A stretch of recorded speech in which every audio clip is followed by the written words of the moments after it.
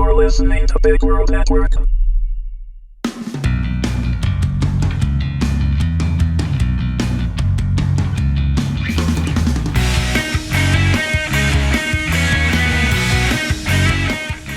Just Kill Me, Season 4, Episode 7, The Vault.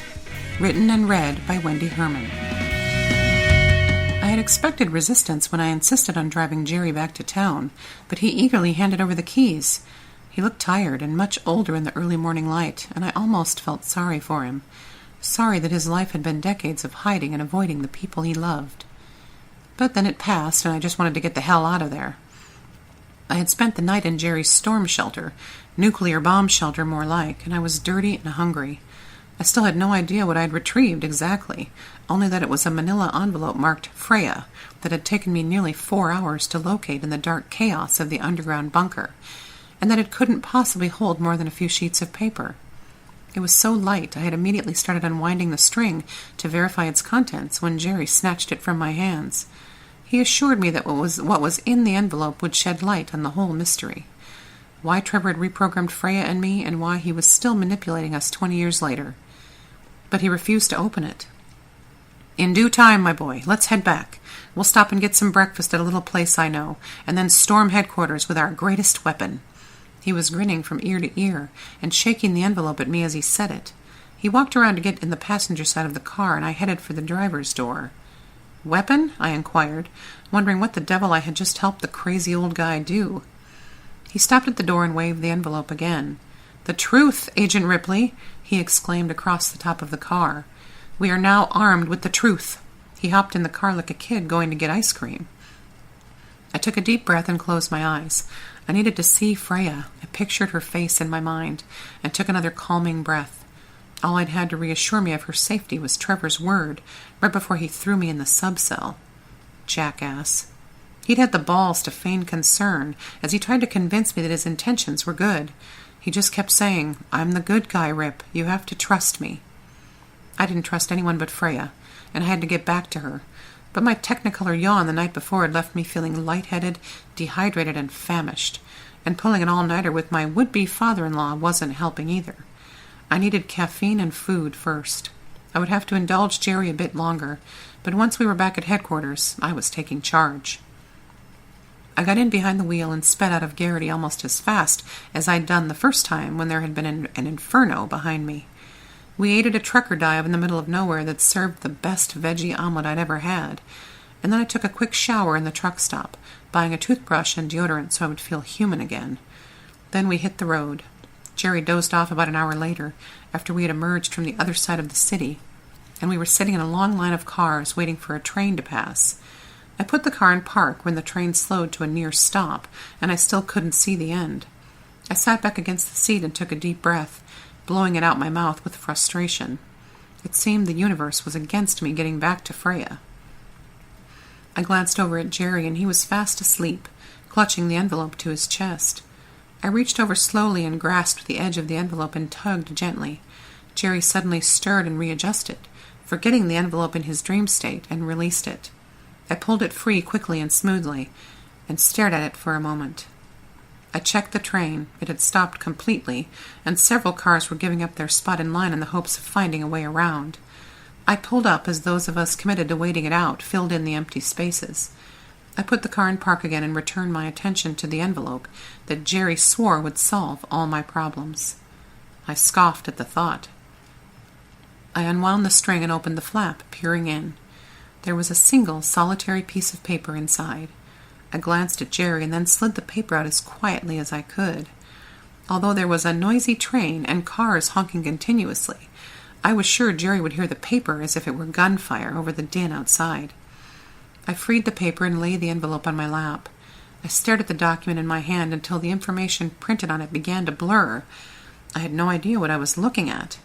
The paper was blank, save a handwritten notation on the top left corner that said 3502. I turned the paper over to stare at the stark white blankness, then turned it back and scrutinized the paper itself. There were no watermarks, no impressions from important notes being written on neighboring papers, nothing. Nothing but the 4-digit number. 3502. A loud honk sounded from behind me, and I shot a look in the rearview mirror. The driver behind me was throwing his arms in the air. I looked ahead, and the train was gone. The cars that had just been in front of me were now blocks ahead. I threw the car in drive and slowly accelerated, still holding the disappointing paper. The first chance I got, I pulled over and put it back in the envelope, placing it between Jerry and I on the center console, just as he snorted and woke himself up. He sat forward abruptly and blinked his eyes several times, trying to remember where he was. I had pulled back onto the road and was doing my best to pretend I'd never even thought of opening the envelope by the time he'd gained his bearings.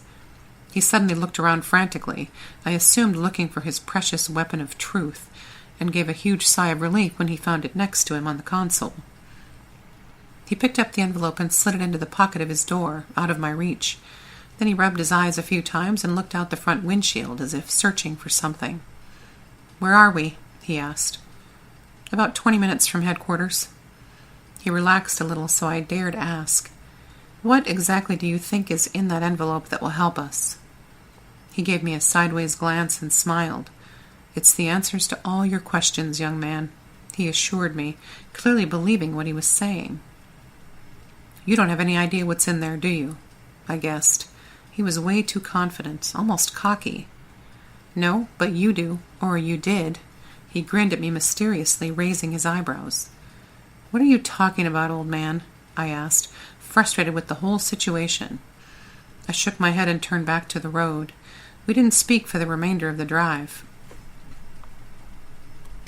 We both expected to be detained as we entered headquarters, but found no resistance.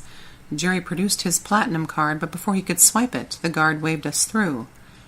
"Agent Douglas is waiting for you in the director's office, gentlemen." Of course he was. When we got to Pixley's office, after finding the 2 entry points unmanned and wide open, the door was ajar. I slowly opened it enough for Jerry and I to fit through, and I was confused at what I saw. Leon was sitting next to Freya, facing Pixley's desk, and Pixley was sitting in his white leather chair, grinning like a schoolboy picking out a puppy. Trevor was behind the chair, leaning back on the built-in cabinet and crossing his arms. The second I saw him, I was filled with rage. I thought about crossing the room right to him and taking him out, but Freya was my first priority. She turned and saw us and immediately jumped up and ran to me. My rage disappeared when she was in my arms, and I didn't want to let her go. After a minute, we released each other, and I gave her a quick kiss and a wink to let her know there would be time for more of that later. She smiled at me, radiating beauty, and I wished we could just walk out of there together and never look back. But as long as we were walking targets for the government, we would never be safe. Our boys. I hadn't let myself think about what Jerry had told me the night before until that moment. It had been too overwhelming. Now I let it sink in. I was a father. The boys I knew and loved as my precious godsons were so much more, and I felt as if I'd always known. "The boys," I started. "They're safe. They're at Jabba's." "No, that's not. That's good.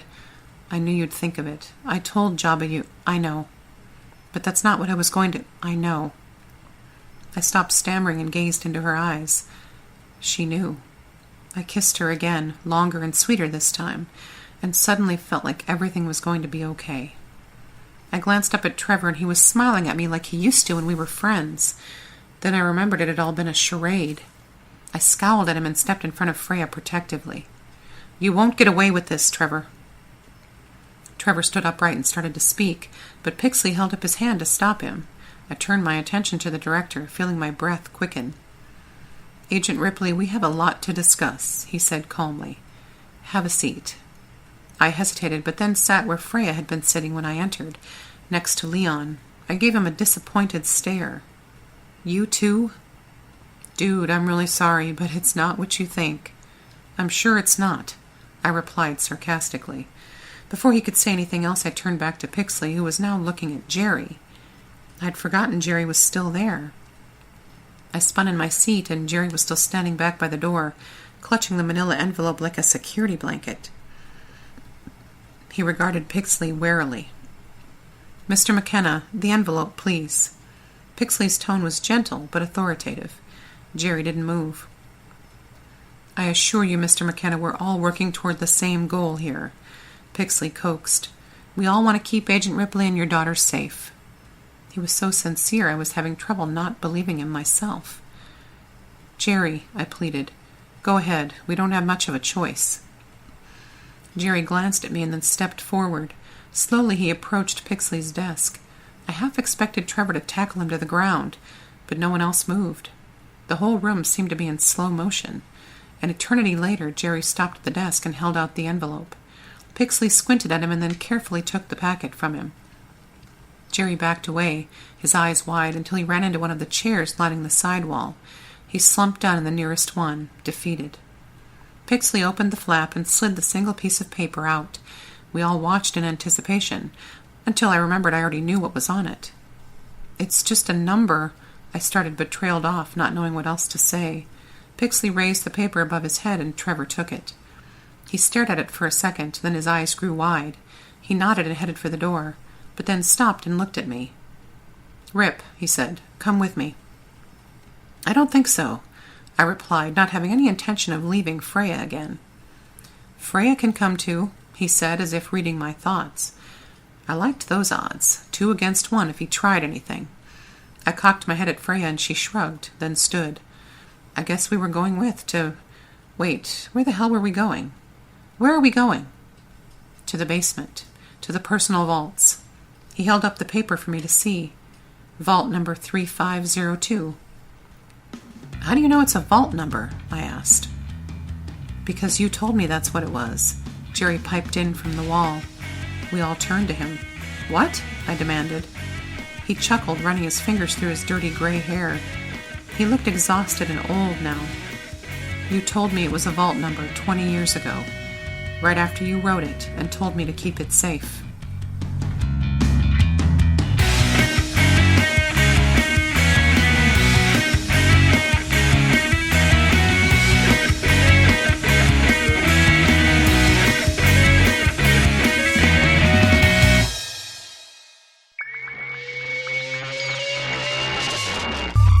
You're listening to Big World Network.